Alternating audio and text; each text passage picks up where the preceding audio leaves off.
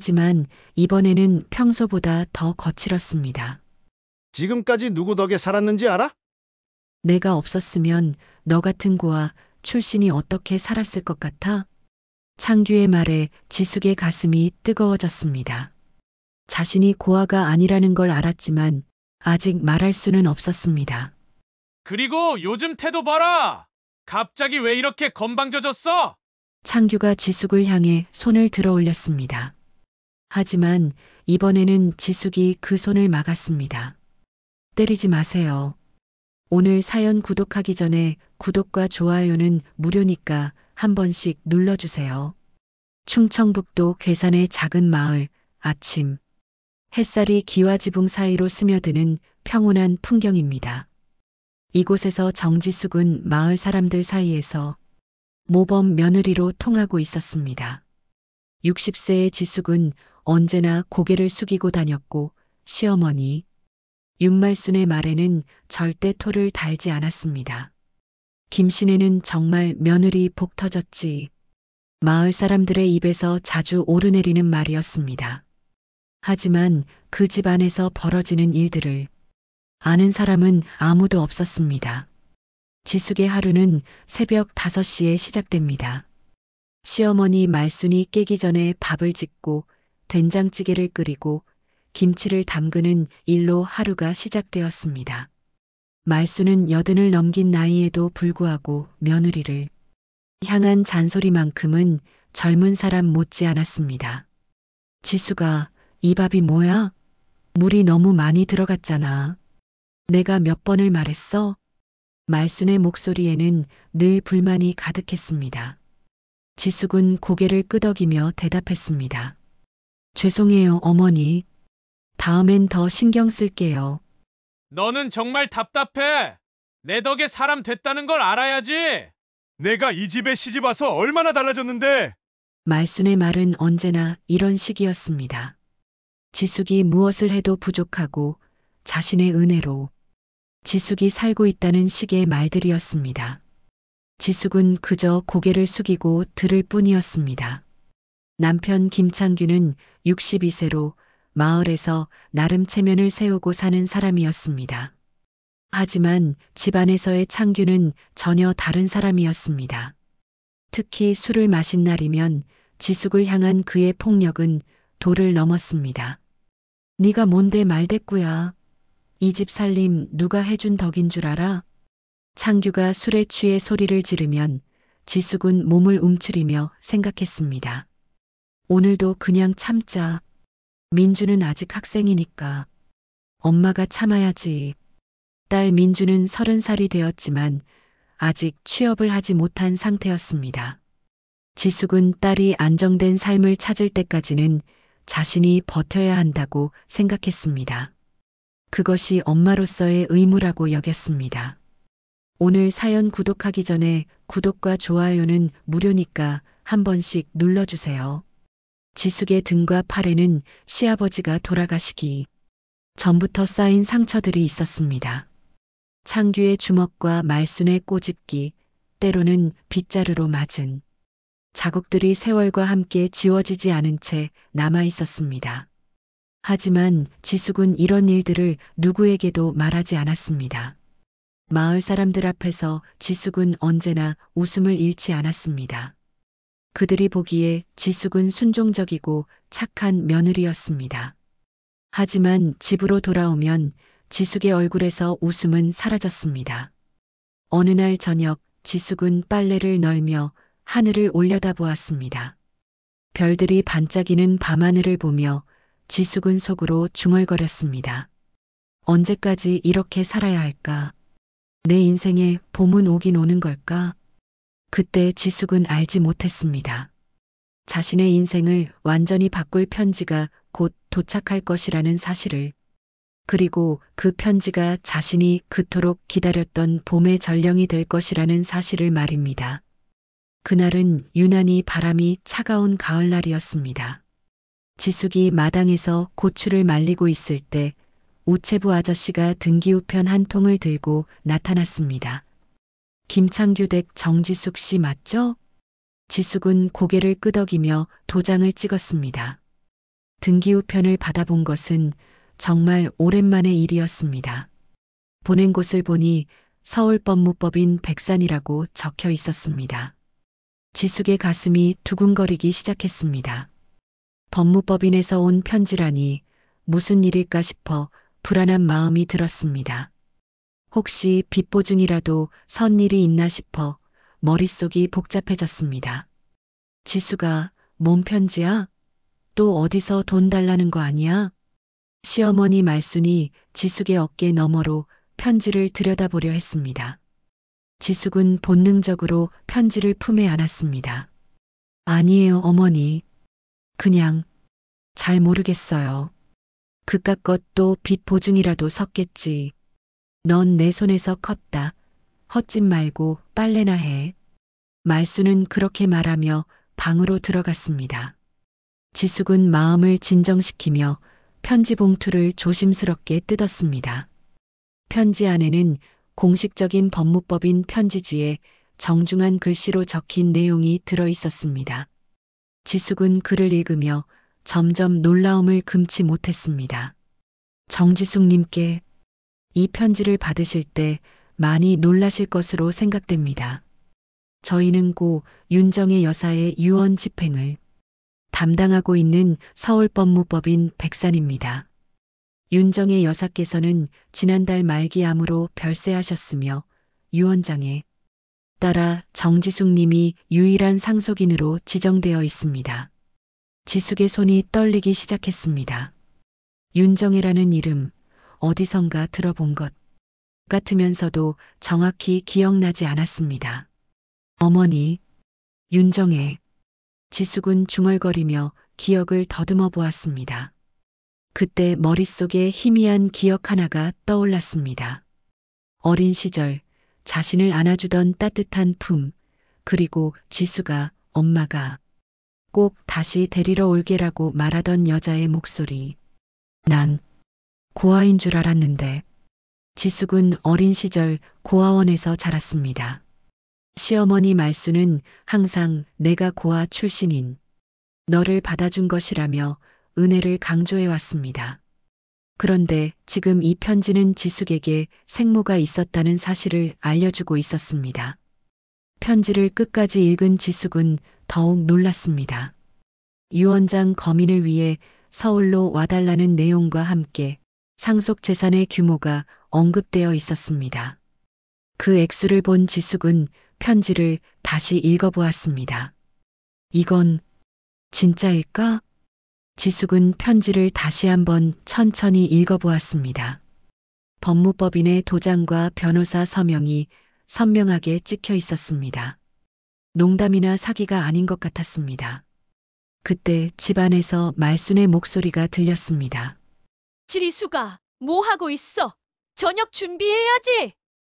지숙은 서둘러 편지를 옷 안쪽 주머니에 넣었습니다. 하지만 마음은 전혀 진정되지 않았습니다. 생모가 돌아가셨다는 슬픔과 동시에 자신에게 가족이 있었다는 사실에 대한 복잡한 감정이 밀려왔습니다. 저녁 식사 시간, 지숙은 평소와 다름없이 밥상을 차렸습니다. 하지만 마음은 온통 편지 생각뿐이었습니다. 창규가 술잔을 기울이며 말했습니다. 오늘 마을에서 들었는데 박신의 며느리가 또 시어머니랑 싸웠다더라. 그에 비하면 우리 지숙이는 정말 착하지. 말순도 고개를 끄덕였습니다. 그러게 말이야. 지숙이는 말 한마디 안 하고 얼마나 순종적인데. 내가 잘 가르쳤지. 지숙은 고개를 숙이고 밥을 먹었습니다. 평소 같으면 그냥 넘어갔을 말들이 오늘은 유독 마음에 걸렸습니다. 편지 때문에 마음이 복잡해진 탓일까 모든 것이 다르게 들렸습니다. 그날 밤 지숙은 잠을 이룰 수 없었습니다. 편지를 몇 번이고 다시 읽어보며 생각에 잠겼습니다. 변호사 사무실에 가봐야 한다는 생각이 들었지만 시댁에서 서울에 간다고 하면 큰 소동이 일어날 것이 뻔했습니다. 새벽 3시쯤 지숙은 조용히 일어나 편지를 다시 한번 읽어보았습니다. 윤정혜라는 이름을 계속 되뇌며 기억을 더듬어 보았습니다. 그러자 어린 시절의 기억 조각들이 하나둘씩 떠오르기 시작했습니다. 따뜻한 손길로 머리를 쓰다듬어 주던 누군가, 우리 지숙이는 정말 예쁘다고 말해주던 목소리, 그리고 마지막에 잠깐만 기다려. 엄마가 꼭 데리러 올게라고 약속하던 그 사람. 그 사람이 내 엄마셨구나. 지숙의 눈에서 눈물이 흘렀습니다. 그동안 자신에게는 아무도 없다고 생각했는데 어머니가 계셨던 것입니다. 그런데 이제는 영영 볼 수 없게 되었다는 현실이 가슴을 아프게 했습니다. 다음 날 아침 지숙은 결심을 했습니다. 시장에 간다고 핑계를 대고 서울로 가보기로 한 것입니다. 마음 한편으로는 두려웠지만 이 기회를 놓치면 평생 후회할 것 같았습니다. 어머니, 시장에 좀 다녀올게요. 겨울 김장 준비도 해야 하고요. 그래, 빨리 다녀와. 그리고 무 싸게 파는 데 있으면 많이 사와. 지숙은 고개를 끄덕이며 집을 나섰습니다. 하지만 시장 대신 버스터미널로 향했습니다. 생전 처음으로 시댁 몰래 서울에 가는 것이었습니다. 버스에 몸을 맡기며 지숙은 생각했습니다. 정말 내게 어머니가 계셨던 걸까? 그리고 그분은 왜 날 찾지 않으셨던 걸까? 버스가 서울로 향하는 고속도로에 들어서자 지숙은 창밖을 바라보며 새로운 희망과 두려움을 동시에 느꼈습니다. 60년 인생에서 처음으로 자신만의 선택을 하고 있다는 생각이 들었습니다. 서울 강남구에 위치한 법무법인 백사는 지숙이 상상했던 것보다 훨씬 크고 웅장한 건물이었습니다. 유리로 된 고층 빌딩 앞에 서서 지숙은 한참 동안 망설였습니다. 이런 곳에 자신 같은 시골 아줌마가 들어가도 되는 건지 확신이 서지 않았습니다. 정지숙님 맞으시죠? 접수 데스크에서 지숙의 이름을 확인한 직원은 정중하게 안내했습니다. 엘리베이터를 타고 올라가는 동안 지숙의 심장은 쿵쾅거렸습니다. 15층에서 내려 복도를 따라 걸어가니 김민철 변호사실이라는 문패가 보였습니다. 어서 오세요, 정지숙님. 50대 중반쯤 되어 보이는 김민철 변호사는 지숙을 따뜻하게 맞아주었습니다. 지숙은 어색하게 인사를 하며 의자에 앉았습니다. 먼 길 오시느라 고생 많으셨습니다. 편지를 받고 많이 놀라셨을 것 같은데요. 네. 사실 아직도 믿어지지 않아요. 제가 정말 윤정혜 씨의 딸이 맞나요? 김민철 변호사는 서류 봉투를 꺼내며 고개를 끄덕였습니다. 네, 맞습니다. 윤정혜 여사께서는 국내 유명 화장품 회사인 아름다운 세상의 창립자셨습니다. 혹시 이 회사 아세요? 지숙은 깜짝 놀랐습니다. 아름다운 세상은 텔레비전 광고에서도 자주 보던 유명한 화장품 브랜드였습니다. 그 회사요? 텔레비전에서 많이 봤는데. 네, 바로 그 회사입니다. 윤정혜 여사께서는 아무것도 없던 상태에서 작은 화장품 가게를 시작해서 지금의 대기업으로 키우신 분이세요. 변호사는 윤정혜의 사진을 지숙에게 보여주었습니다. 60대 후반쯤 되어 보이는 단정한 여성의 모습이었습니다. 지숙은 사진을 보는 순간 가슴이 뭉클해졌습니다. 어린 시절 기억 속에 그 따뜻한 미소와 닮아 있었습니다. 어머니께서는 왜 저를 찾지 않으셨을까요? 김민철 변호사는 잠시 망설이다가 입을 열었습니다. 윤정혜 여사께서 남기신 편지가 있습니다. 직접 읽어보시겠어요? 지숙은 떨리는 손으로 편지를 받아들었습니다. 정성스럽게 쓰인 손글씨를 보며 지숙은 눈물을 참기 어려웠습니다. 내 사랑하는 딸 지숙아, 이 편지를 읽고 있다면 엄마는 이미 세상을 떠났을 거야. 60년 동안 너를 찾지 못한 엄마를 용서해 줄 수 있을까? 너를 고아원에 맡길 수밖에 없었던 그때 엄마는 아무것도 가진 게 없었어. 너를 제대로 키울 능력이 없었지. 하지만 언젠가는 반드시 너를 데려오겠다고 다짐했었는데 사업에 매달리다 보니 시간은 자꾸 흘러갔고 너는 이미 결혼해서 가정을 꾸리고 있었어. 편지를 읽으며 지숙의 눈에서 눈물이 흘렀습니다. 어머니도 자신을 그리워했다는 사실이 가슴을 따뜻하게 했습니다. 엄마가 평생 모은 재산을 모두 너에게 남겨줄게. 이 돈으로 내가 하고 싶었던 일들을 해보렴. 엄마가 해주지 못한 사랑을 이 돈으로라도 받아주었으면 좋겠어. 그리고 무엇보다 내 자신을 소중히 여기며 살아가렴. 엄마가 가장 후회하는 건 너를 직접 안아주지 못한 것이야. 김민철 변호사가 유언장을 펼쳐 보였습니다. 윤정의 여사께서는 전 재산 300억 원을 정지숙님께 상속한다고 명시하셨습니다. 부동산, 주식, 현금을 모두 포함한 금액입니다. 300억 원이요? 지숙은 그 어마어마한 숫자를 이해하기 어려웠습니다.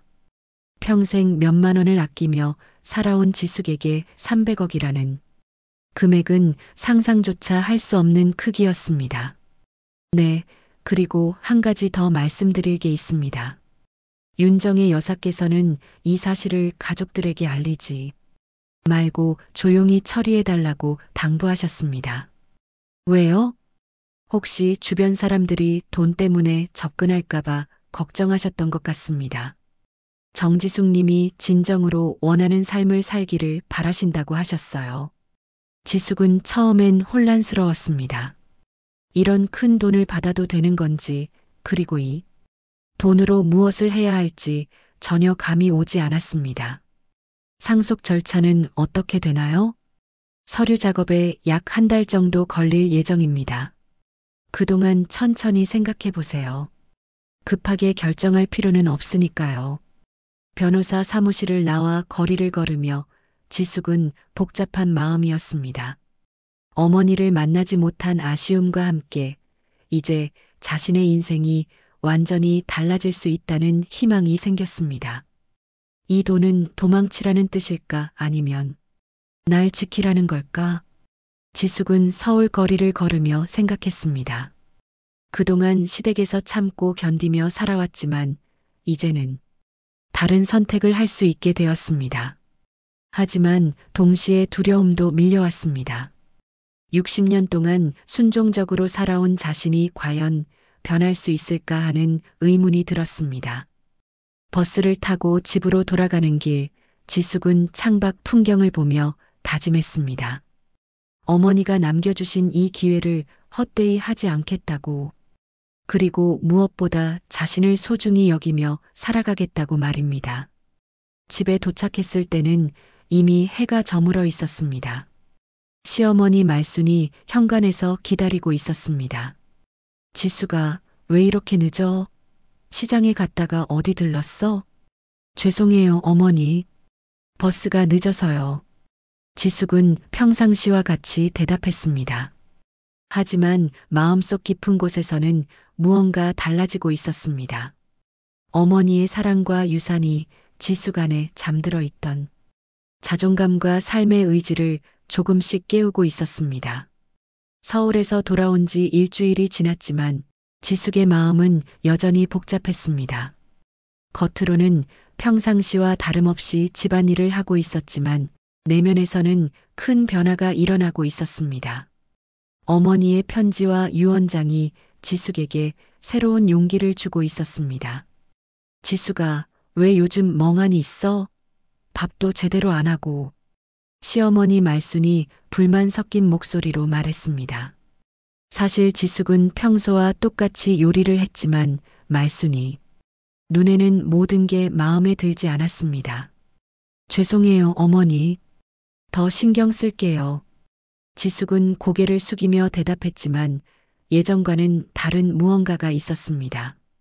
말순도 그 변화를 감지했는지 더욱 까칠해졌습니다. 너 요즘 대답하는 것도 건성이야. 어디 가서 이상한 소리 들었어?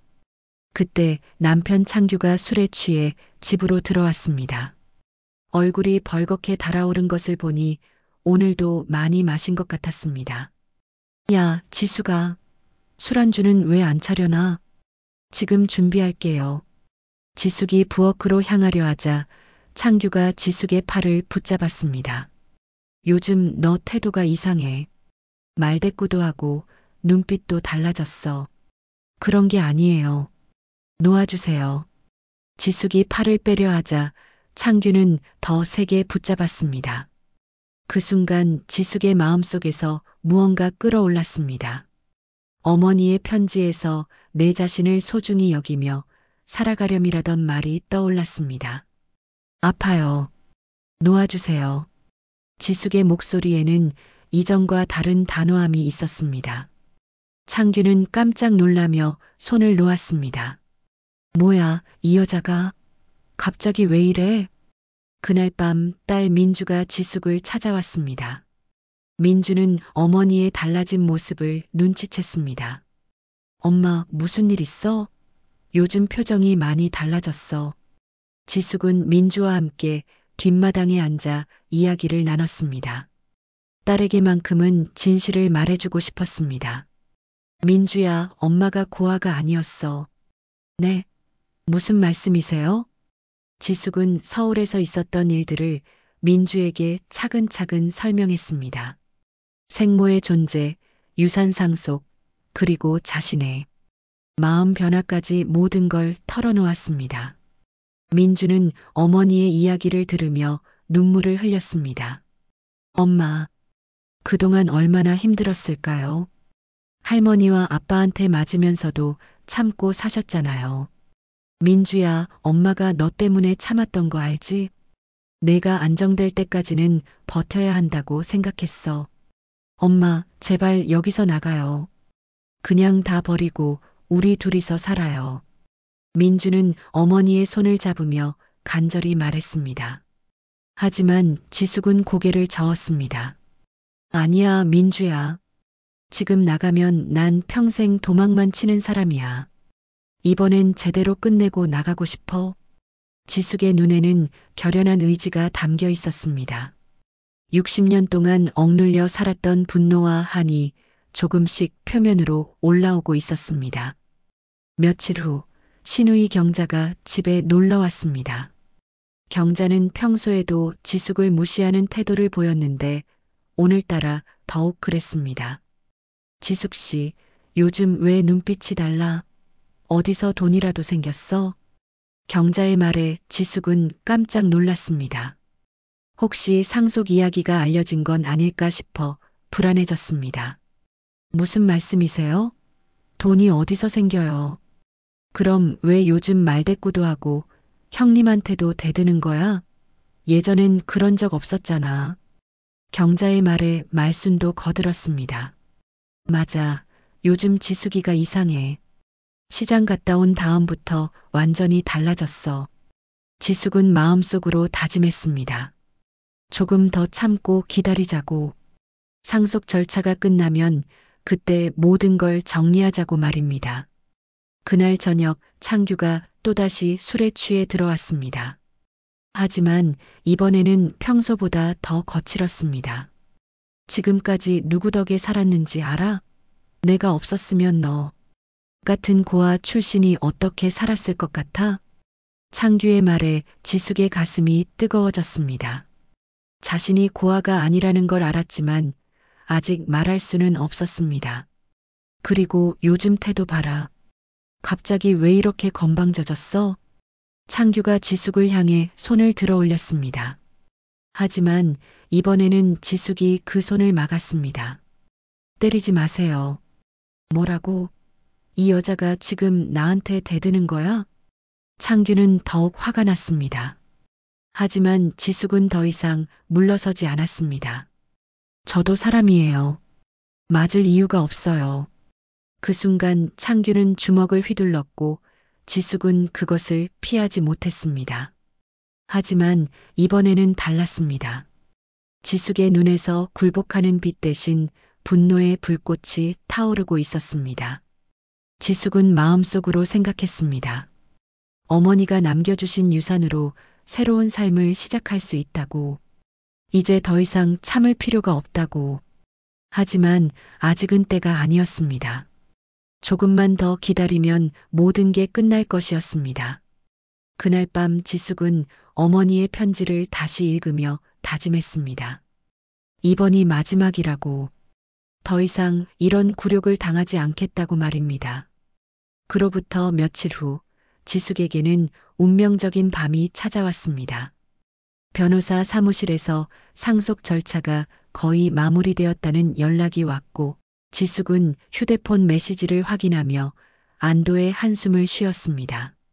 하지만 그 순간을 시어머니 말순이 목격하고 말았습니다. 지숙아, 누구한테서 온 문자야? 왜 그렇게 몰래 보고 있어? 아무것도 아니에요, 어머니. 지숙이 휴대폰을 주머니에 넣으려 하자 말순이 빠르게 다가와 휴대폰을 빼앗았습니다. 뭘 그렇게 숨겨? 나한테 못 보일 게 뭐가 있다고? 말순은 지숙의 휴대폰을 뒤지기 시작했습니다. 지숙은 당황하며 휴대폰을 되찾으려 했지만 말순은 이미 변호사 사무실에서 온 메시지를 발견한 상태였습니다. 이게 뭐야? 서울법무법인 백산? 상속 절차 완료? 말순의 목소리가 점점 커졌습니다. 지숙은 얼굴이 하얗게 질렸습니다. 어머니, 그건 지숙아, 너 나한테 숨기고 뭔 짓을 한 거야? 말순의 고함 소리에 창규와 신우이 경자가 달려왔습니다. 말순은 휴대폰을 들고 흥분한 상태로 외쳤습니다. 얘가 우리 몰래 유산 상속을 받았어. 300억이야, 300억. 창규의 얼굴이 순식간에 일그러졌습니다. 뭐라고? 300억을? 변호사 문자 메시지에 다 나와 있어. 윤정이라는 사람이 지숙이한테 300억을 상속했다고. 경자도 믿을 수 없다는 표정으로 지숙을 바라봤습니다. 지숙 씨, 이게 진짜예요? 300억을 상속받았다고요? 지숙은 더 이상 숨길 수 없다는 걸 깨달았습니다. 하지만 이런 식으로 들키게 될 줄은 몰랐습니다. 네. 제 친어머니께서 돌아가시면서 창규가 지숙에게 다가오며 소리쳤습니다. 친어머니? 너 고아 아니었어? 언제부터 친어머니가 있었다고? 어렸을 때 헤어졌는데 최근에 알게 되었어요. 그래서 그 돈을 우리한테 말도 안 하고 혼자 받으려고 했다는 거야? 창규의 목소리에는 분노와 배신감이 가득했습니다. 말순도 지숙을 노려보며 말했습니다. 내가 그렇게 잘해줬는데 너는 우리를 속이고 있었구나. 이 배은망덕한 거사. 지숙은 조용히 고개를 들었습니다. 더 이상 숨길 것도 두려워할 것도 없었습니다. 잘해주셨다고요? 어머니께서 저한테 잘해주신 적이 언제 있었나요? 뭐라고? 이 여자가 지금 나한테 대드는 거야? 말순이 손을 들어 지숙의 뺨을 때리려 했지만 지숙은 그 손을 막았습니다. 이제 그만하세요. 더 이상 맞지 않을 거예요. 창규는 완전히 이성을 잃었습니다. 네가 300억을?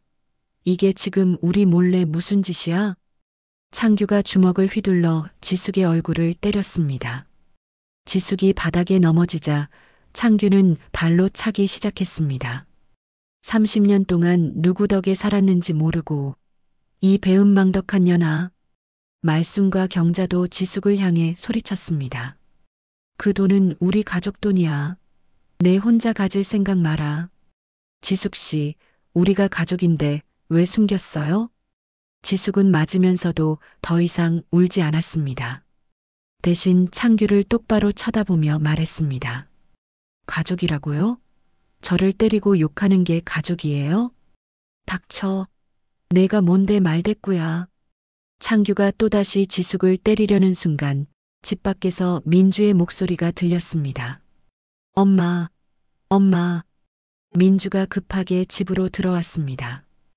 바닥에 쓰러져 있는 어머니를 보고 민주는 경악했습니다. 엄마, 왜 이래요? 민주가 어머니를 일으키려 하자 창규가 민주를 밀쳤습니다. 너도 알고 있었지? 내 엄마가 300억을 숨기고 있었다는 거? 저는 몰랐어요. 하지만 엄마를 때릴 이유는 없잖아요. 이 집에서 나간다면 한 푼도 못 가져간다. 그 돈은 우리 집 돈이야. 민주는 더 이상 참을 수 없었습니다. 주머니에서 휴대폰을 꺼내 동영상 촬영을 시작했습니다. 뭐 하는 거야? 이 모든 걸 다 찍고 있어요. 엄마를 때리는 모습 말이에요. 창규가 휴대폰을 빼앗으려 했지만 민주는 이미 촬영을 마친 상태였습니다. 너 뭘 찍었어? 아빠가 엄마를 때리는 모습이요. 그리고 이걸 지금 인터넷에 올릴 거예요. 민주는 실제로 그 자리에서 영상을 소셜미디어에 업로드했습니다. 제목은 60세 며느리에게 가하는 시댁의 폭력이었습니다. 너 미쳤어? 당장 지워. 하지만 이미 늦었습니다. 영상은 순식간에 퍼져나가기 시작했습니다. 댓글들이 달리기 시작했고 조회수도 급속히 올라갔습니다. 지숙은 민주의 도움으로 일어서며 말했습니다. 이제 끝이에요. 더 이상 이런 식으로 살지 않을 거예요. 창규는 당황한 나머지 소리쳤습니다. 너 감히 우리를 경찰에 신고할 생각이야? 신고하지 않아도 사람들이 다 알게 될 거예요. 실제로 몇 시간 후 지역 기자들과 경찰이 집으로 몰려왔습니다. 영상이 화제가 되면서 언론의 관심을 끌게 된 것입니다. 김 씨 집안은 순식간에 가정폭력 가해자로 낙인 찍혔습니다. 마을 사람들도 이 사실을 알게 되었고 그동안 모범 며느리로 알려졌던 지숙의 진실이 세상에 드러났습니다. 지숙은 구급차에 실려 병원으로 향하면서 생각했습니다. 이제 진짜로 새로운 인생이 시작될 것이라고. 더 이상 과거로 돌아갈 수는 없다고 말입니다. 병원 침대에 누워있는 지숙의 얼굴에는 멍과 상처가 가득했습니다. 의사는 다행히 큰 부상은 없다고 했지만 지숙의 마음은 복잡했습니다. 30년 동안 참고 견뎌온 모든 것이 하루아침에 세상에 드러났기 때문입니다. 민주가 병실 문을 열고 들어왔습니다. 눈이 빨갛게 부어있는 것을 보니 많이 울었나 봅니다. 엄마, 괜찮으세요? 응, 민주야. 고마워. 내가 아니었으면 어떻게 됐을지 몰라. 엄마, 제가 영상을 올린 거 후회하지 않으세요? 이제 온 동네 사람들이 다 알게 됐잖아요. 지숙은 딸의 손을 잡으며 미소를 지었습니다. 후회하지 않아. 오히려 고마워. 나 혼자서는 평생 벗어나지 못했을 거야. 민주는 어머니의 변화된 모습에 놀랐습니다. 예전 같으면 이런 일이 일어났을 때 자신을 탓하며 울었을 텐데 지금의 지숙은 달랐습니다. 엄마가 많이 달라지셨어요. 예전보다 훨씬 강해 보여요. 그럴까? 나도 그런 것 같아. 서울에서 내 어머니 이야기를 듣고 나서부터 뭔가 달라진 것 같더라. 지숙은 창밖을 바라보며 어린 시절을 떠올렸습니다. 고아원에서 보낸 시간들, 결혼 후 시댁에서의 억압받은 삶, 그리고 최근에 알게 된 친어머니의 존재까지 모든 것이 파노라마처럼 나갔습니다. 내 인생의 주인은 나였어야 했는데, 그래, 이젠 그렇게 살아볼래. 지숙은 마음속으로 다짐했습니다. 60년 동안 다른 사람들의 눈치를 보며 살았지만 이제는 자신을 위한 삶을 살겠다고 말입니다. 그때 병실 문이 열리며 변호사 김민철이 들어왔습니다. 정지숙님, 안녕하세요. 뉴스를 보고 급히 왔습니다. 괜찮으신가요? 네, 변호사님. 와주셔서 감사합니다. 상속 절차는 모두 완료되었습니다. 이제 정식으로 윤정혜 여사의 재산을 상속받으신 겁니다. 김민철 변호사는 서류 뭉치를 꺼내며 설명했습니다. 300억 원의 재산이 모두 정지숙님 명의로 이전되었습니다. 그런데 이 일이 언론에 알려진 만큼 앞으로 많은 사람들이 접근할 수 있습니다. 조심하셔야 해요. 지숙은 고개를 끄덕였습니다. 이미 각오하고 있던 일이었습니다. 변호사님, 제가 재단을 설립하고 싶은데 가능한가요? 재단이요? 어떤 목적의 재단을 원하시나요? 저와 같은 처지에 있는 여성들을 도와주고 싶어요. 가정폭력에 시달리는 여성들, 특히 시니어 여성들을 위한 재단을 만들고 싶습니다. 김민철 변호사는 지숙의 말에 감동받았습니다. 좋은 생각이세요. 윤정의 여사께서도 분명 기뻐하실 겁니다. 절차는 제가 도와드리겠습니다. 민주도 어머니의 계획에 깜짝 놀랐습니다. 엄마, 정말 재단을 만드실 거예요? 응. 내가 받은 상처를 다른 사람들은 받지 않았으면 좋겠어. 그리고 어머니께서 남겨주신 돈을 의미 있게 쓰고 싶어. 지숙의 목소리에는 확신이 담겨 있었습니다. 더 이상 망설이지 않는 모습이었습니다. 며칠 후 지숙이 퇴원하던 날 병원 앞에는 기자들이 몰려 있었습니다. 지숙과 민주의 이야기가 사회적 이슈가 되면서 언론의 관심이 집중된 것입니다. 정지숙 씨, 앞으로 어떤 계획을 가지고 계신가요? 시댁과는 완전히 결별하실 건가요? 300억 상속에 대해 한 말씀 해주세요.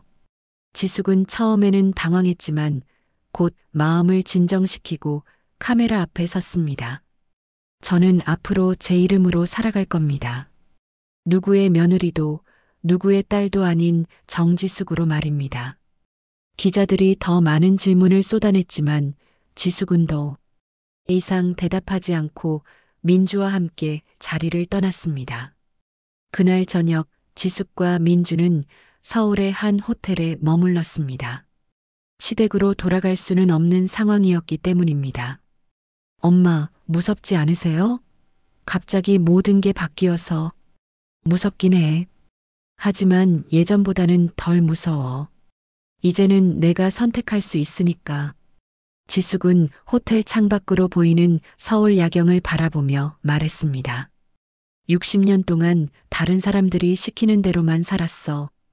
고아원에서는 원장님 말씀을 따르고 결혼해서는 시어머니와 남편 말을 들으며 살았지. 하지만 이제는 달라. 민주는 어머니의 옆모습을 바라보며 생각했습니다. 정말로 많이 변했다고.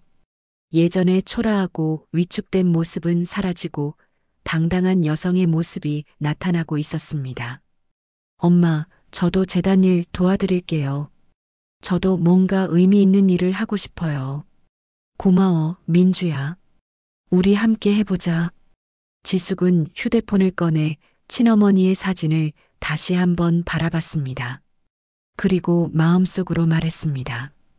어머니, 이제야 어머니 말씀을 이해할 것 같아요. 나 자신을 소중히 여기며 살라고 하셨잖아요. 이제 정말로 그렇게 살아볼게요. 그날 밤 지숙은 오랜만에 평안한 잠을 잤습니다. 30년 만에 처음으로 누군가의 눈치를 보지 않고 잠들 수 있었기 때문입니다. 그리고 꿈속에서 지숙은 어린 시절 자신을 안아주던 따뜻한 품을 다시 한번 느낄 수 있었습니다. 지숙의 내면적 성장과 새로운 삶에 대한 결심을 그려냈습니다. 한 달 후 지숙재단 설립 소식이 지역 방송에 보도되었습니다. 시니어 여성 인권 보호를 목적으로 하는 재단이 괴산 출신의 정지숙 씨에 의해 설립되었다는 내용이었습니다. 괴산군 출신 정지숙 씨가 300억 원 규모의 재단을 설립해 화제가 되고 있습니다. 지숙재단은 가정폭력에 시달리는 시니어 여성들을 위한 쉼터와 상담소 운영을 주된 사업으로 한다고 발표했습니다. 방송이 나간 직후 지숙의 휴대폰이 계속 울렸습니다. 시댁 식구들로부터 온 전화였습니다. 여보세요? 지숙아. 나야 말순이야. 시어머니 말순의 목소리는 전혀 달랐습니다. 평소에 거만하고 높은 톤이 아니라 떨리고 작은 목소리였습니다. 네, 어머니. 지숙아, 우리가 잘못했어. 제발 한 번만 보자. 지숙은 잠시 말이 없었습니다. 30년 동안 한 번도 잘못했다고 말한 적 없던 시어머니가 사과를 하고 있었습니다. 왜 갑자기 그러세요? 방송 봤어. 내가 재단까지 만들었다며? 우린 가족이잖니. 지숙은 냉정하게 답했습니다. 가족이면 서로 때리고 모욕하나요? 말수는 한참 동안 말을 잇지 못했습니다. 그러다가 울먹이는 목소리로 말했습니다. 미안해. 정말 미안해. 그때 내가 미쳐서 그랬어. 하지만 지숙은 더 이상 그런 말에 흔들리지 않았습니다. 죄송하지만 지금은 만날 생각이 없어요. 전화를 끊은 후 연달아 창규와 경자에게서도 전화가 왔습니다. 모두 비슷한 내용이었습니다. 미안하다는 말과 함께 다시 만나자는 요청이었습니다. 민주가 어머니 옆에서 지켜보며 말했습니다. 엄마, 저 사람들이 갑자기 왜 이러는 걸까요? 돈 때문이겠지. 내가 정말로 300억을 가지고 있다는 걸 확인했으니까. 지숙은 담담하게 답했습니다. 이미 예상했던 일이었습니다. 일주일 후 지숙이 서울에서 재단 업무를 보고 있을 때 예상치 못한 방문객들이 찾아왔습니다. 시댁 식구들이 모두 함께 온 것입니다. 지숙아, 말순, 창규, 경자가 재단 사무실 앞에 서 있었습니다. 모두 초라한 모습이었습니다. 평소 당당하던 모습과는 전혀 달랐습니다. 지숙은 차분하게 그들을 응접실로 안내했습니다. 무슨 일로 오셨나요? 말순이 먼저 입을 열었습니다. 지숙아, 그땐 내가 미쳐서 그랬어. 우린 가족이잖니. 말순의 눈에서 눈물이 흘렀습니다. 하지만 지숙은 담담한 표정을 유지했습니다. 가족이라고 하셨죠? 지숙은 테이블 위에 상속 서류 복사본을 내려놓았습니다. 30년 동안 저를 때리고 모욕하면서 가족이라는 말 한 번 해주신 적 있나요? 창규가 급하게 말했습니다. 지숙아, 내가 잘못했어. 술 때문에 그랬어. 이제 술도 끊었어. 앞으로는 정말 잘해줄게. 우리 다시 시작하자. 경자도 거들었습니다.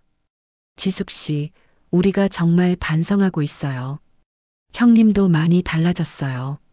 하지만 지숙의 표정은 변하지 않았습니다. 반성하고 계신다고요? 지숙은 일어서서 창문 쪽을 바라보며 말했습니다.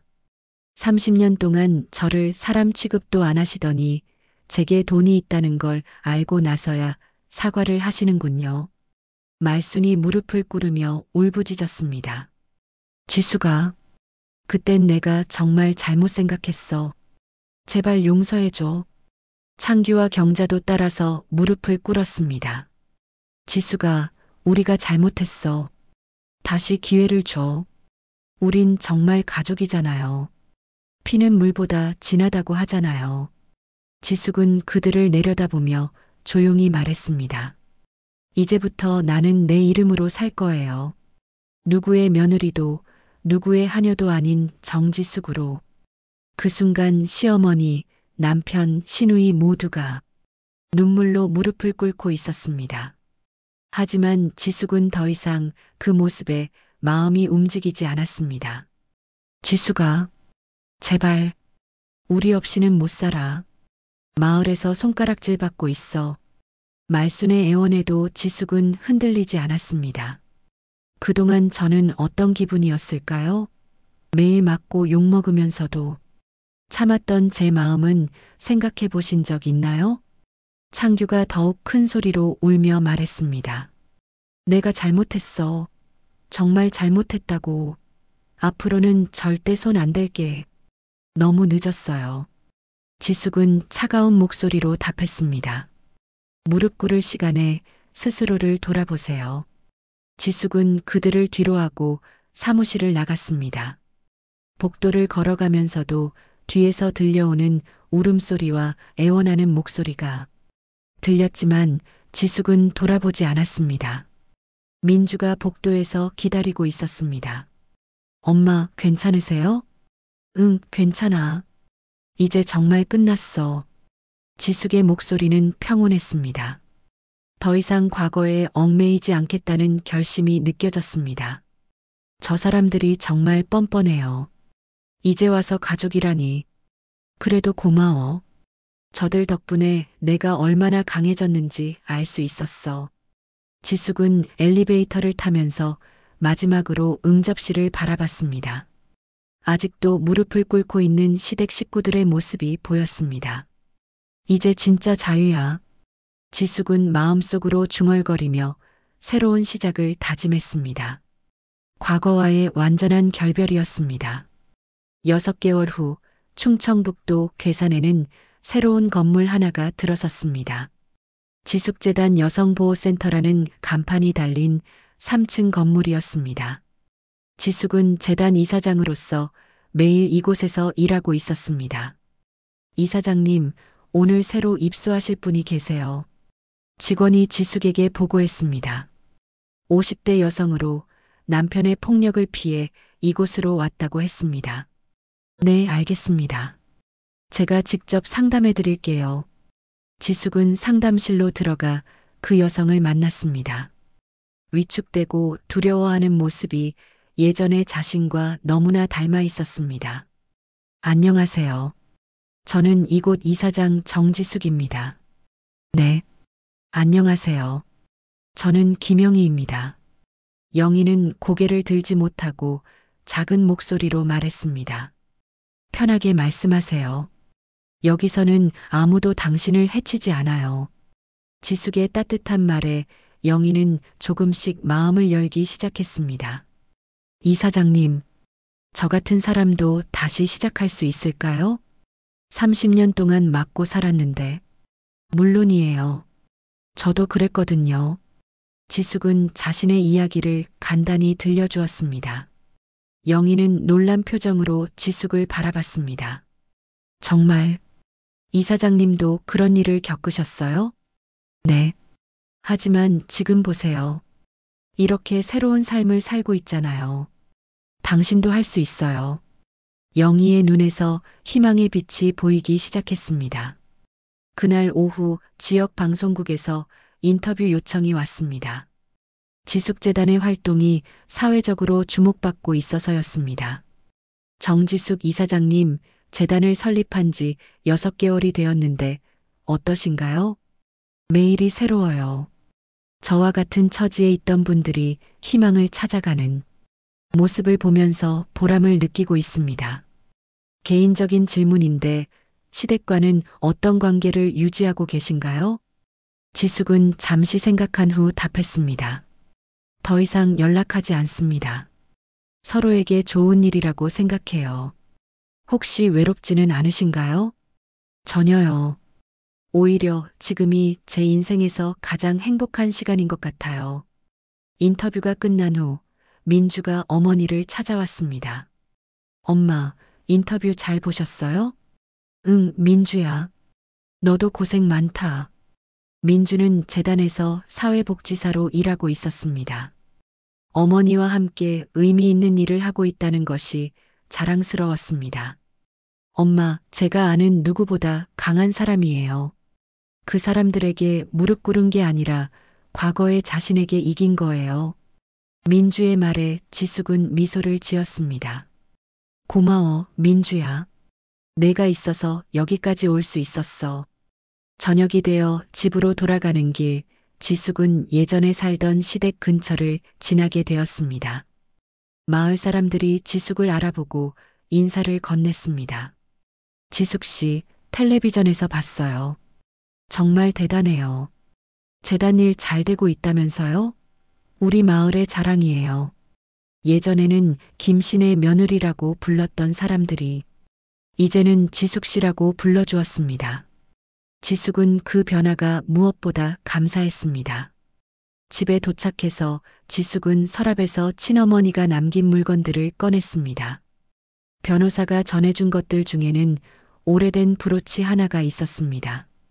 브로치에는 작은 꽃 모양이 새겨져 있었습니다. 지숙은 그것을 손에 들고 오랫동안 바라봤습니다. 고마워요, 엄마. 지숙은 중얼거렸습니다. 덕분에 저도 꽃을 피울 수 있었어요. 거울 앞에 서서 브로치를 옷에 달아보니 60세의 지숙도 여전히 아름다웠습니다.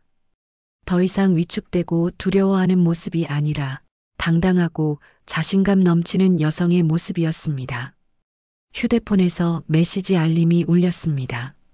오늘 상담했던 영의 시로부터 온 것이었습니다. 이사장님, 오늘 상담받고 처음으로 희망을 가져봅니다. 저도 이사장님처럼 새로운 인생을 시작해 보겠습니다. 감사합니다. 지숙은 메시지를 읽으며 뿌듯한 마음이 들었습니다. 자신이 겪었던 아픔이 다른 사람들에게는 희망이 되고 있다는 것이 감격스러웠습니다. 창밖으로 보이는 밤하늘에는 별들이 반짝이고 있었습니다. 예전에 빨래를 널며 바라봤던 그 별들이었지만 이제는 전혀 다른 의미로 다가왔습니다. 이제야 저도 꽃을 피웠어요. 지숙은 친어머니의 브로치를 바라보며 속삭였습니다. 60년의 인생에서 처음으로 진정한 봄이 찾아온 것 같았습니다. 그날 밤 지숙은 일기장에 적었습니다. 오늘로 새로운 인생을 시작한 지 6개월이 되었다. 어머니가 남겨주신 사랑으로 나는 다시 태어났다. 이제 나는 정지숙으로 살고 있다. 누구의 며느리도 누구의 딸도 아닌 오직 나 자신으로. 그리고 나와 같은 아픔을 가진 사람들과 함께 새로운 꽃을 피워나가고 있다. 다음 날 아침 지숙은 어느 때보다 상쾌한 기분으로 하루를 시작했습니다.